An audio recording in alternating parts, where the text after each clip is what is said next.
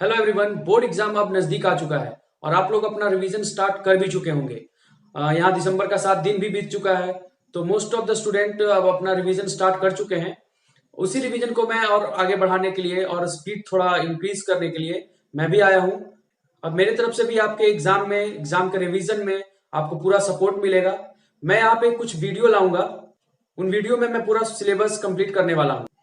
आपको मैं हर चैप्टर के शुरुआत में एक वीडियो दूंगा। उस वीडियो में इंपॉर्टेंट टॉपिक्स होगा, जिस टॉपिक को आपको करना है। अगर आपके पास नोट्स है तो उस नोट से आप उस टॉपिक को पहले कवर कर लीजिए। उस वीडियो के बाद मैं एक एक करके उन टॉपिक को डिस्कस करता जाऊंगा और बहुत सारे वीडियो आते जाएंगे। तो टॉपिक देने के बाद वीडियो एक के बाद एक आता जाएगा, उन टॉपिक पे डिस्कशन होगा, उन टॉपिक को मैं समझाऊंगा ताकि आपको वो याद रह जाए। अब समय तो लास्ट चल रहा है, तो एक बार आप पढ़ लेंगे और अगर आपका स्टडी जो है कंटिन्यू रहता है तो आपको वो याद करने में कोई प्रॉब्लम नहीं होगा। हाँ, अगर आप बीच में स्टडी अगर छोड़ रहे हैं, पढ़ाई छोड़ देते हैं, है ना, 5 दिन का गैप, 6 दिन का गैप भी ले रहे हैं, तो आपको पीछे वाला जो आप पढ़ रहे थे वो आप मिस कर चुके होंगे। तो आपको यही एक सजेशन है कि आप कंटिन्यू रखिए, आप अपने स्टडी को लास्ट में कंटिन्यू रखते जाइए। भले ही आप 1 घंटा 2 घंटा ही पढ़िए, लेकिन पढ़िए। तो जो मैं टॉपिक दूंगा उन टॉपिक को आप पहले पढ़ लीजिए या फिर मेरे वीडियो का इंतजार कीजिए, मेरे वीडियो के साथ चलिए। धीरे धीरे वीडियो को देखते जाइए। बस आपको सिर्फ सुनना है वीडियो को, वो टॉपिक आपको क्लियर हो जाएगा और एक एक करके हम चैप्टर पूरा का पूरा क्या करते जाएंगे, रिवीजन करते चले जाएंगे और एग्जाम तक अपना प्रिपरेशन पूरा कंप्लीट हो चुका होगा। तो आज मैं शुरुआत कर रहा हूँ केमिस्ट्री से, सॉलिड स्टेट फर्स्ट चैप्टर। ठीक है, तो एनसीईआरटी उठाइए और सॉलिड स्टेट का फर्स्ट चैप्टर का टॉपिक्स जो मैं लिख रहा हूँ बोर्ड पे, उस टॉपिक को आप नोट डाउन कीजिए और उसको आप कल से स्टडी स्टार्ट कर दीजिए। ठीक है, मैं प्रीवियस ईयर भी करवाऊंगा। तो यहां से स्टार्ट करते हैं आज का टॉपिक सॉलिड स्टेट। ठीक है, तो चलिए स्टार्ट करते हैं solid state. Solid state topic डालिए और एक पेज पे या एक कॉपी बना लीजिए। उस कॉपी में इन सब टॉपिक्स को धीरे धीरे करके लिखते जाइए ताकि आपके पास एक अच्छा खासा टॉपिक्स का कलेक्शन हो जाए, जो लास्ट में आपको क्या करे, रिवीजन करने में मदद करे कि हाँ, हमको ये टॉपिक जो है पढ़ के जाना है। तो पहला जो है आपका सबसे पहला टॉपिक है वो है सॉलिड स्टेट। सॉलिड स्टेट का जो प्रॉपर्टी है ना, प्रॉपर्टी होता है सॉलिड स्टेट का कि फिक्स वॉल्यूम है। ठीक है, आप 8 क्लास से 7 क्लास से ही पढ़ते आ रहे होंगे कि सॉलिड स्टेट का क्या क्या प्रॉपर्टी है। फिक्स्ड वॉल्यूम होता है, फिक्स शेप होता है, ठीक है, डेंसिटी क्या होता है, हाई होता है, डेंसिटी लो होता है और सबके कंपैरिजन में। तो एक टॉपिक आपको ये करना है। ठीक है, उसके बाद आपको पढ़ना है types of solid. Types of solid, solid का 2 टाइप आपको पढ़ना है। पहला जो है टाइप है वो है क्रिस्टलाइन सॉलिड, है ना, क्रिस्टलाइन सॉलिड्स। और दूसरा होगा आपको एमॉर्फस सॉलिड, एमॉर्फस सॉलिड। अब दोनों आपको ये करना है, क्रिस्टलाइन सॉलिड का डेफिनेशन याद रखना है, एमॉर्फस का डेफिनेशन याद रखना है। लेकिन आपको जो पूरा ये जो चैप्टर चलेगा वो क्रिस्टलाइन सॉलिड पे चलेगा। एमॉर्फस को आप यहीं पे भूल जाएंगे, मतलब बस यहाँ पे आप यहीं पे पढ़ेंगे इसका डेफिनेशन, इसके बीच में डिफरेंस, उसके बाद कहानी हो जाएगा ये खत्म। उसके बाद आपको एनसीईआरटी में एक टेबल मिल जाएगा, डिफरेंस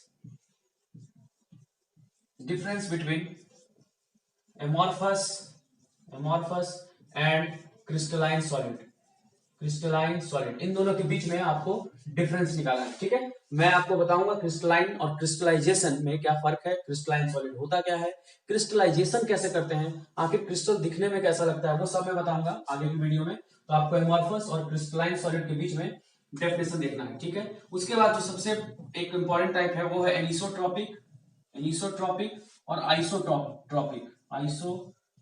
इन दोनों के बीच में आपको डिफरेंस देख लेना है कि एनिसोट्रॉपिक क्या होता है और आइसोट्रॉपिक क्या होता है। इन दोनों का डिफरेंस आपको पूरी तरह से याद होना चाहिए। ये टॉपिक रिपीट होगा, हर बार आता है, हर साल आता है।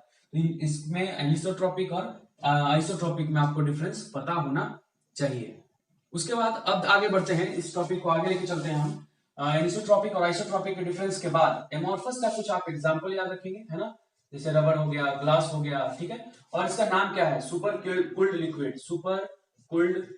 लिक्विड, है ना। और एक और नाम है स्यूडो करके, वो नाम आपको याद रखना है। ऑब्जेक्टिव में पूछता है कि एमॉर्फस का क्या नाम है, दूसरा क्या नाम है। तो एक तो मैंने बता दिया सुपर कोल्ड लिक्विड और दूसरा आपको बताना पड़ेगा।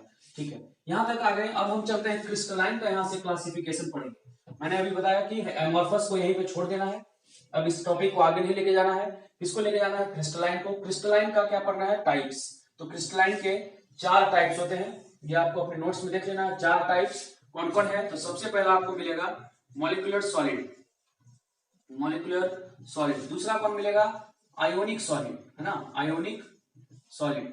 तीसरा मिलेगा आपको मेटालिक सॉलिड, मेटालिक सॉलिड। और फोर्थ जो है वो है कोवेलेंट, कोवेलेंट सॉलिड।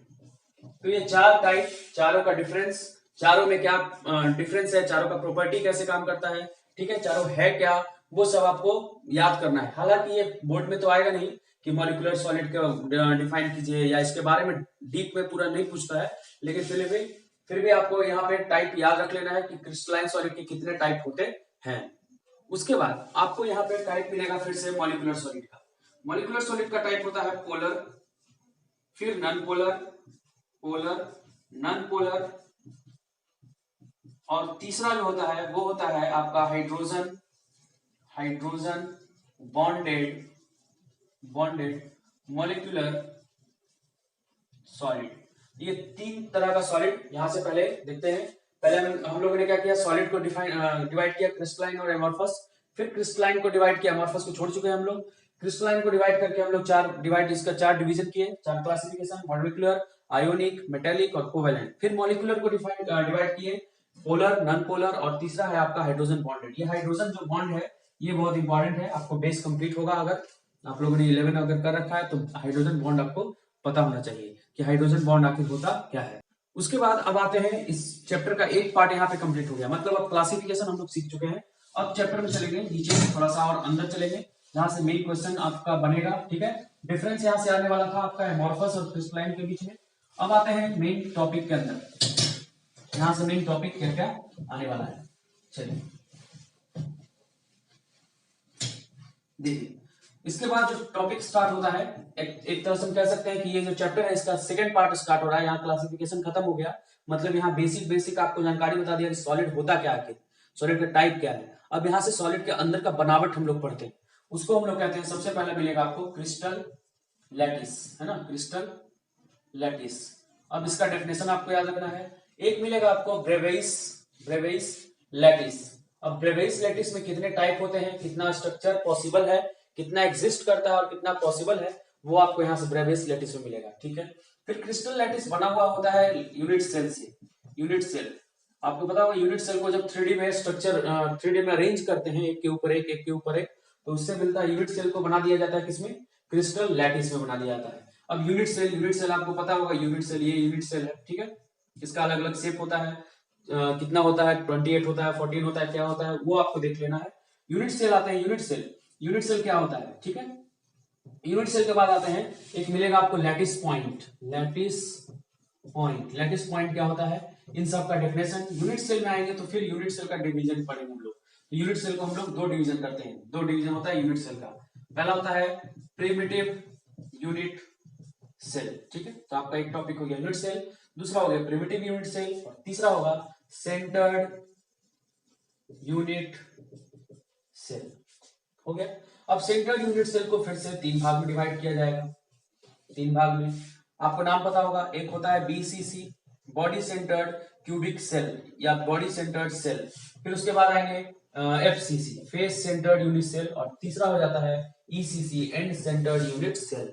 तो यहां से आपको यूनिट सेल का पूरा टॉपिक क्लियर होना चाहिए। बीसीसी क्या होता है, एफसीसी क्या होता है, प्रिमिटिव क्या होता है, सिंपल जिसको बोलते हैं सिंपल क्यूबिक यूनिट सेल। उसके बाद यहाँ से ये जो चार टाइप हम लोगों ने कर रखा है, उसके बाद हम देखेंगे, उसके बाद जो हमारा मेन टॉपिक होगा वो होगा कोऑर्डिनेशन नंबर, ठीक है।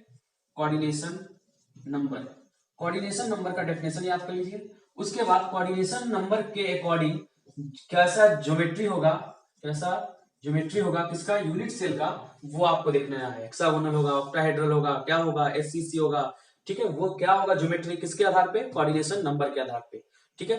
जैसे कोऑर्डिनेशन नंबर अगर 2 है तो आपको पता होगा प्लेनर होता है या लीनियर होता है, तो उस तरह से आपको कोऑर्डिनेशन नंबर का एक पूरा चार्ट होगा, टेबल होगा आपके पास नोट्स में, वो आप याद करके रखेंगे कोऑर्डिनेशन नंबर। उसके बाद का जो नेक्स्ट टॉपिक हमारा है वो है रिलेशन, ठीक है। Relation, relation between A and R. अब ए और आर क्या है समझिए, यहाँ पे थोड़ा सा मैं समझा देता हूँ आपको, ए और आर के बीच में क्या रिलेशन है। रिलेशन तो आपको याद रखना होगा, नोट्स में आपको टेबल मिला होगा, एक टेबल में से आपको ये ए और आर का रिलेशन याद करना होगा। चलिए देखते हैं, टेबल क्या बनेगा, ये आपका मान लीजिए कोई क्यूब है, ठीक है, ये क्यूब है, इसको आप समझिए कि आपका रूम है ये, ठीक है। रूम में आपका 8 कॉर्नर है, एक ऊपर 2 3 4, यहाँ पे जहाँ पे फैन लटका होता है ये ऊपर का कॉर्नर हो गया। नीचे जमीन पे जहां आप खड़े होंगे वहां पे आपका 4 कॉर्नर होगा, तो 4 और 4 8 कॉर्नर हो गया। इन कॉर्नर पे समझिए कि आप एक फुटबॉल रखे हुए हैं, है ना, एक फुटबॉल, इस कॉर्नर पे भी एक फुटबॉल रखा हुआ है, और ऐसे फुटबॉल रखा हुआ है, ये फुटबॉल और ये फुटबॉल का सेंटर कॉर्नर पे है। ये जो फुटबॉल है पूरा, इसका सेंटर कॉर्नर पे है। ये जो फुटबॉल है इसका सेंटर इस कॉर्नर पे है। यहाँ भी एक फुटबॉल है तो ये भी कॉर्नर है, यहाँ भी एक फुटबॉल है, ये भी कॉर्नर है, और सारा फुटबॉल एक दूसरे को, चारों को टच किए हुए, ठीक है, चारों को क्या किए हुए हैं, टच किए हुए फुटबॉल इस तरह से अरेंज किया हुआ है। ये जो फुटबॉल हम बोल रहे हैं ये एक्चुअल में एटम है, आयंस है, मॉलिक्यूल से कुछ भी हो सकता है। तो मान लीजिए एटम है, उस एटम का हम लोग नाम रख देते हैं लैटिस पॉइंट, ठीक है। लैटिस पॉइंट मैंने बता दिया, यूनिट सेल का जो कॉर्नर पे जो एटम होगा उसको हम लोग कहेंगे लैटिस पॉइंट। ऊपर वाले कॉर्नर पे एक एक, सारे पे एक एक हो गया। नीचे वाले कॉर्नर पे उसी तरह हम लोग अरेंज करेंगे, 4 एटम, चारों एटम एक दूसरे को क्या करेगा, टच करेगा, मतलब इस तरह का कुछ स्ट्रक्चर आपको देखने को मिलेगा। अगर सही से स्ट्रक्चर बनाया जाए तो ये स्ट्रक्चर आपको यहाँ से मिलेगा। इसके सेंटर पे आप 4 कॉर्नर बना दीजिएगा। स्ट्रक्चर ऐसे बनता है, पहले यहाँ से हो गया 4 कॉर्नर बन गया, फिर 4 जो एटम है, ठीक है, एटम को क्या बोल रहे हैं हम, लैटिस पॉइंट, उसको एक ऊपर बनाइए। ऊपर से क्या बनाइए, ऊपर बनाने के बाद एक यूनिट सेल बन जाएगा आपका, मतलब क्यूब बन जाएगा। अब यहाँ से पूछ रहा है आपका रिलेशन किसके किसके बीच में, ए और आर के बीच में। अब देखिए यहाँ ये जो सेंटर, ये जो एटम था आपका, एटम, एक एटम और इधर दूसरा एटम, एक एटम और इधर दूसरा एटम, इसका अपना कुछ रेडियस है, इसका भी कुछ अपना रेडियस है। तो मान लीजिए इसका आर रेडियस है और इसका भी क्या है, आर। और ये जो साइड है पूरा, ये साइड किसका है आपका, यूनिट सेल का, यूनिट सेल का, यूनिट सेल यहाँ है पढ़ना। तो यूनिट सेल का जो साइड है उस साइड को हम क्या मानते हैं, ए। तो ए जो है कितने आर को मिला के बना गया है, ए कितने आर को मिला के बना गया है, 2। तो ए इज इक्वल टू क्या रिलेशन हो गया, 2r। अब ये किसके लिए है, तो सिर्फ ये प्रिमिटिव यूनिट सेल के लिए होगा। हालांकि आपको आगे चेक करना होगा पीसीसी में भी क्या है, एफसीसी है क्या, और ईसीसी है क्या, इसमें ए और आर के बीच में क्या रिलेशन है, ए और आर के बीच में क्या रिलेशन है, और ए और आर के बीच में क्या रिलेशन है। तो रिलेशन अगर आपको समझ में आता है, आप लोगों ने अच्छे से पढ़ा है, तो आपको समझ में आएगा। नहीं आएगा तो आपको मैं एक टेबल दूंगा, उस टेबल को आपको सिर्फ और सिर्फ रख लेना है, ताकि आपका ऑब्जेक्टिव जो है बन जाए। पूछ लेगा आपसे कि बीसीसी में ए और आर के बीच में क्या रिलेशन है, तो बस आपको टेबल याद होगा, टेबल आप देखिए और टिक लगाइए, आपका मार्क्स कंप्लीट हो गया। उसके बाद अब ए और आर के बीच में जो रिलेशन हो जाएगा, वहां से हम निकालेंगे अब वॉइड, ठीक है। उसके आगे निकालेंगे हम लोग वॉइड, वॉइड पढ़ेंगे। वॉइड मतलब खाली space, empty space, empty space मतलब समझिए, अगर यहाँ 4 हम लोग एटम हम लोगों ने यहाँ पे अरेंज किया अगर, तो इसके बीच में ये जो पोर्शन मिल रहा है ये खाली जगह मिल रहा है। कोई भी स्फीयर आप मिलाइएगा 2 से ज्यादा, तो बीच में कहीं ना कहीं स्फीयर क्रिएट होगा, सॉरी खाली जगह क्रिएट होगा। जैसे एक स्फीयर, 2 स्फीयर और यहाँ से 3 स्फीयर। देखिए यहाँ पे एक खाली जगह है, ये जो मैं डार्क कर रहा हूँ ये खाली स्फीयर है। इस खाली जो जगह है एम्प्टी स्पेस, उसको हम लोग कहते हैं वॉइड। तो एम्प्टी स्पेस को वॉइड करते हैं। अब यहाँ से वॉइड का आपको टाइप याद करना है कि वॉइड का कितना टाइप होता है, ठीक है। ऑक्टाहेड्रल वॉइड है, ट्रायंगुलर वॉइड है, या फिर और कोई वॉइड है, तो 3 टाइप आपको मिलेगा। वॉइड का तीनों टाइप याद कीजिए, ठीक है। और कब कब ये होता है, वॉइड कब क्रिएट होता है, और साथ में अगर नंबर ऑफ एटम दिया हुआ है n, उस केस में वॉइड का नंबर क्या होगा आपको यहां से याद कर लेना है। तो ये हो गया आपका वॉइड। उसके बाद का टॉपिक हम देखते हैं, इतना टॉपिक आप नोट कर लीजिए। उसके बाद नेक्स्ट टॉपिक हम लोग देखते हैं, इस चैप्टर का नेक्स्ट टॉपिक।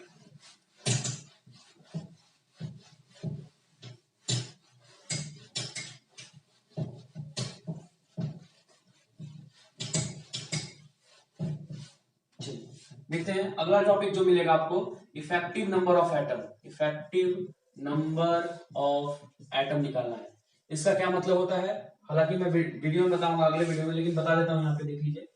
ये हो गया आपका यूनिट सेल था यहाँ पे, ठीक है। यहाँ मैंने रखा था आपको एटम, बताया था कि एटम है, उल्टा लिया, ये बाहर की तरफ था, है ना, बाहर की तरफ। अच्छा चलिए ठीक है। तो यहाँ पे एक ये हो गया। अब देखिए इसका अंदर जो पार्ट है सिर्फ ये वाला पोर्शन है, इस एटम का सिर्फ ये वाला पोर्शन ही अंदर है, इस यूनिट सेल के अंदर है। उसी तरह इसका भी सिर्फ ये नीचे, ये अंदर वाला पोर्शन अंदर होगा, यहाँ वाला पोर्शन, और बाकी सारा पोर्शन जो है ये मैं जो यहाँ से एडेड कर रहा हूँ इस तरह से, वो सब जो है इस यूनिट सेल के बाहर होगा, बाहर। यहाँ देखिए इसमें ये वाला पोर्शन अंदर है, और ये वाला पोर्शन जो है यहाँ जो लाइन खींच रहा है वो बाहर की तरफ है। तो ये अंदर कितना, 8 कॉर्नर है, 8 कॉर्नर का कितना कितना पार्ट अंदर हो रहा है, और सारे कॉर्नर को जब इकट्ठा एक बार मिला दिया जाएगा तो कितना एटम, एक्यूरेट एटम कितना अंदर होगा, उसी को हम कहते हैं इफेक्टिव नंबर ऑफ एटम। इसको डिनोट करते हैं जेड से। अब जेड आपको याद रखना होगा किसके लिए, तो सिंपल क्यूब के लिए मतलब प्रिमिटिव के लिए, बीसीसी के लिए, एफसीसी के लिए और ईसीसी के लिए। अगर याद है तो ठीक है, नहीं है तो टेबल आपको मिलेगा, टेबल से फिर से रट्टा लगाना है, नहीं तो फिर वेट कीजिए अगले वीडियो का। वीडियो में मैं समझाऊंगा कि आखिर सिंपल क्यूबिक, बीसीसी, एफसीसी और ईसीसी में जेड का क्या वैल्यू है, ठीक है, जेड कितना होता है। आगे अगला हम लोग पढ़ेंगे, यहां से निकालेंगे पैकिंग फ्रैक्शन। याद रखिए पैकिंग फ्रैक्शन। अब ये सबसे इंपॉर्टेंट यहाँ का टॉपिक हो जाता है, इसमें न्यूमेरिकल आपको मिलेगा, एनसीईआरटी में भी बहुत सारा न्यूमेरिकल दिया हुआ है। तो पैकिंग फ्रैक्शन या फिर पैकिंग परसेंटेज निकालने आपको आएगा। तो पैकिंग फ्रैक्शन और पैकिंग परसेंटेज निकालने के लिए आपको सबसे पहले तो इफेक्टिव नंबर ऑफ एटम समझना होगा, फिर समझना होगा कि आखिर क्यूब का वॉल्यूम निकलता कैसे है। तो आप लोगों ने पढ़ रखा होगा क्यूब का वॉल्यूम क्या होता है, ए क्यूब।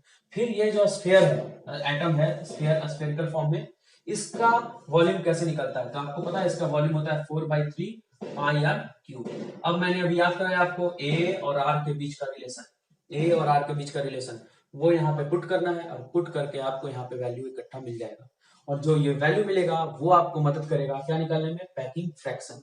पैकिंग फ्रैक्शन क्या है, अच्छा अगले वीडियो में हम डिस्कस करेंगे, अभी टॉपिक डिस्कस कर लेते हैं पैकिंग फ्रैक्शन। इसके बाद जब पैकिंग फ्रैक्शन निकल जाएगा तो आपको निकालना है वॉइड फ्रैक्शन, वॉइड फ्रैक्शन अब या फिर वॉइड परसेंटेज। ठीक है, तो वॉइड परसेंटेज कैसे निकलेगा, तो सिंपल 100 में से पीएफ को हटा दीजिए, ये पैकिंग फ्रैक्शन को या पैकिंग परसेंटेज को, और अगर फ्रैक्शन पूछे तो 1 में से पैकिंग फ्रैक्शन को घटा दीजिए। ठीक है, वो भी डिस्कस करेंगे हम अगले वीडियो में।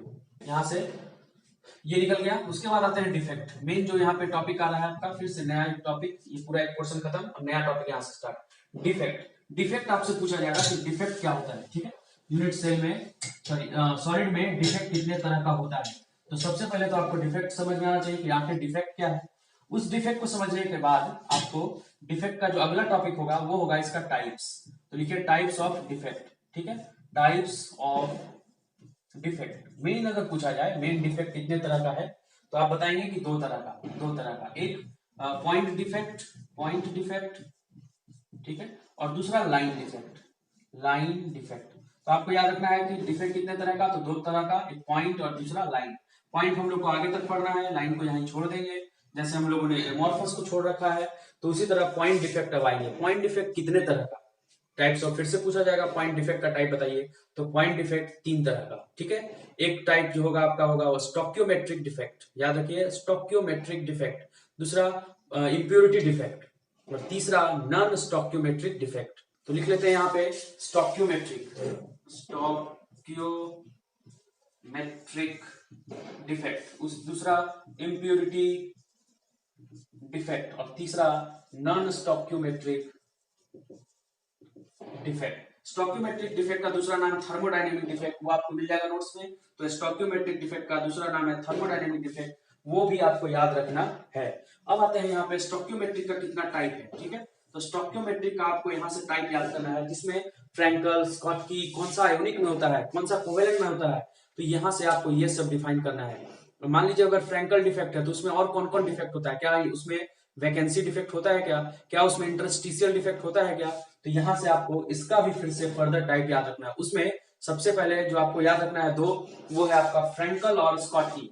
वर्ड लिखिए, फ्रैंकल नेक्स्ट टॉपिक, और स्कॉटकी डिफेक्ट। ठीक है, स्कॉटकी डिफेक्ट, ये दोनों तो आपको बिल्कुल ही याद हो जाना चाहिए, और साथ में इसके बीच का जो डिफरेंस है, कहाँ कहाँ यूज होता है, मतलब किसमें ये डिफेक्ट पाया जाता है, वो डिफरेंस तो आपको याद होना ही चाहिए पूरा का पूरा। ठीक है, आप इसको भूल सकते हैं कि डिफेक्ट का कितना टाइप है, लेकिन फ्रैंकल और स्कॉटकी को बिल्कुल ही नहीं भूल सकते। चलिए उसके बाद अब नेक्स्ट टॉपिक आते हैं डिफेक्ट के बाद। डिफेक्ट हो गया आपका, डिफेक्ट हम लोगों ने देखा, defect point, types of defect लिखिए टॉपिक, टाइप्स ऑफ डिफेक्ट में आइए, फिर पॉइंट डिफेक्ट का कितना टाइप है वो लिखिए, फिर स्टोक्योमेट्री का कितना टाइप है वो लिखिए, उसमें फ्रैंकल और स्कॉटकी लिखना है। चलिए अब आगे देखते हैं।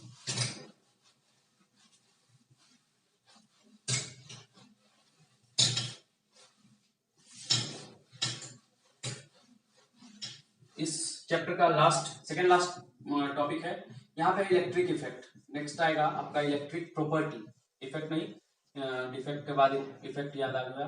तो यहाँ पे है इलेक्ट्रिक प्रॉपर्टी। किसका इलेक्ट्रिक प्रॉपर्टी भाई? तो सॉलिड हम लोगों ने पढ़ रखा है। तो सॉलिड का आपको इलेक्ट्रिक प्रॉपर्टी याद रखना है। क्या याद क्या रखना है यहाँ पे? तो याद रखना है आपको कि यहाँ पे कंडक्टिविटी रेंज होता कितना है, कंडक्टिविटी रेंज। और कंडक्टिविटी का यूनिट क्या है? यूनिट याद रखिए। हालांकि यूनिट जो है कंडक्टिविटी का यूनिट वो दूसरे चैप्टर का है, लेकिन फिर भी आपको यहाँ मिल जाएगा। तो कंडक्टिविटी का रेंज और कंडक्टिविटी का यूनिट आपको याद करना है। फिर से किसका किसका कंडक्टिविटी? तो सॉलिड हमारे पास 3 है। एक कंडक्टर, ठीक है, कंडक्टर का रेंज क्या होता है, कितना का पावर है, 10 टू द पावर क्या होता है। फिर उसके बाद बीच में मिलेगा आपको इंसुलेटर, और तीसरा मिलेगा आपको सेमी कंडक्टर। मेटलॉइड नहीं मिलेगा आपको, सेमी कंडक्टर मिलेगा। अब यहाँ वर्ड आ गया सेमी कंडक्टर। 3 टॉपिक हो गया।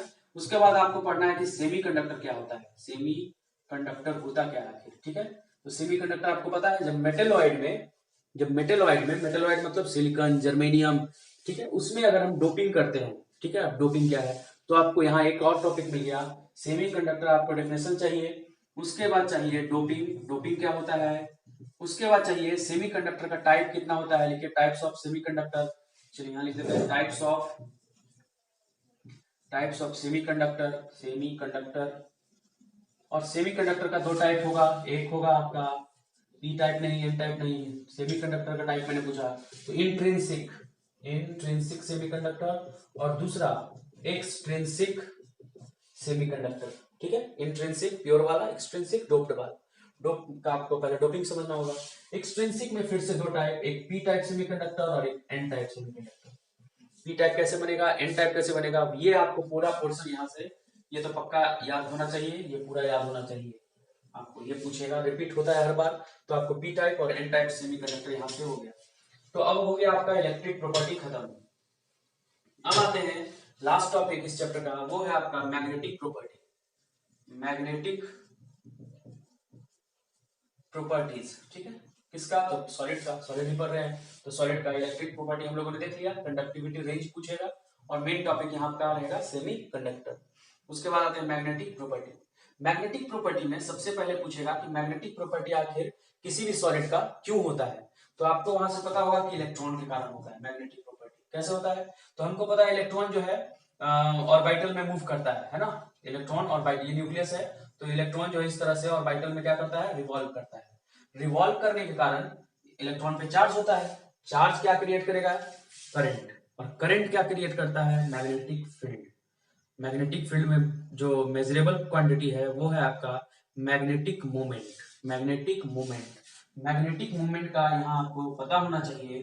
तो टॉपिक लिखिए, मैग्नेटिक मोमेंट ऑफ इलेक्ट्रॉन का यूनिट क्या होता है। यूनिट में बता देता हूं आपको, मैग्नेटन के आगे क्या लगता है, कोई साइंटिस्ट के नाम के ऊपर है, तो मैग्नेटन के आगे क्या लगेगा वो आपको ढूंढना है। मैग्नेटन क्या है, मैग्नेटन यूनिट है किसका, मैग्नेटिक मोमेंट। टॉपिक क्या मिला आपको, मैग्नेटिक प्रॉपर्टी के अंदर मैग्नेटिक मोमेंट, उसका क्या निकालना है, यूनिट। साथ में एक इलेक्ट्रॉन का कितना मैग्नेटिक मोमेंट होता है वो वैल्यू आपको चाहिए। मैं बता देता हूं 9.27 इंटू 10 टू दी पावर क्या है वो आपको ढूंढ के रखना है। साथ में यूनिट यहाँ पे क्या दिया हुआ है, बोर मैग्नेटन का, और क्या तरीका लिखने का, ठीक है। ये हो गया आपका मैग्नेटिक प्रॉपर्टी में पहला पॉइंट। अगला जो पॉइंट है मैग्नेटिक प्रॉपर्टी में सबसे लास्ट, और यहाँ चैप्टर हो जाएगा आपका फिनिश। इससे आगे आपको टॉपिक कुछ नहीं मिलने वाला, इतना याद कीजिए, आपका स्कोर बहुत हाई जाएगा। उसके बाद देखेंगे टाइप्स ऑफ मैग्नेटिक प्रॉपर्टी का टाइप क्या क्या है। तो आपको पता है मैग्नेटिक प्रॉपर्टी जो है शुरू होता है पारा से, है ना, जिसको पारा मैग्नेटिक बोलते हैं। फिर बोलते मटेरियल को पारा मैग्नेटिक मटेरियल बोलेंगे और प्रॉपर्टी को बोलेंगे पारा मैग्नेटिज्म। उसके बाद पारा मैग्नेटिज्म के बाद आएगा आपको डायामैग्नेटिज्म, फिर आएगा आपको फेरोमैग्नेटिज्म, फिर आएगा एंटी फेरो का उल्टा एंटी फेरो में आयरन वगैरह सब आएगा। और एंटी फेरो के बाद आ जाएगा आपका फेरी मैग्नेटिक मटेरियल या फेरी मैग्नेटिज्म। तो ये 5 प्रॉपर्टी है, पांचों प्रॉपर्टी का डिफरेंस, उसका थोड़ा सा डेफिनेशन, ये सब याद कर लेना है। यहाँ तक टॉपिक हो गया आपका खत्म। एक चैप्टर खत्म, इतना टॉपिक कर लीजिए, लिख लीजिए पहले पेज में topic by topic, video pause करके, और उस टॉपिक को एक बार अपने नोट से कंप्लीट कीजिए। अगले वीडियो में मैं आपको इन सब टॉपिक को एक एक करके डिस्कस करता जाऊंगा। वीडियो हो सकता है बहुत छोटा छोटा डालूं ताकि आप बोर नहीं होइए। आपके पास नोट्स है, आप नोट्स से भी पढ़ सकते हैं। तो वीडियो जो होगा वो बिल्कुल छोटा छोटा होगा ताकि आप टॉपिक एक बार वीडियो देख लीजिए, बोर नहीं होइए, और आपका रिवीजन जो है कंटिन्यू होता जाए। तो मिलते हैं अगले वीडियो में, तब तक पढ़ाई करते रहिए। All the best.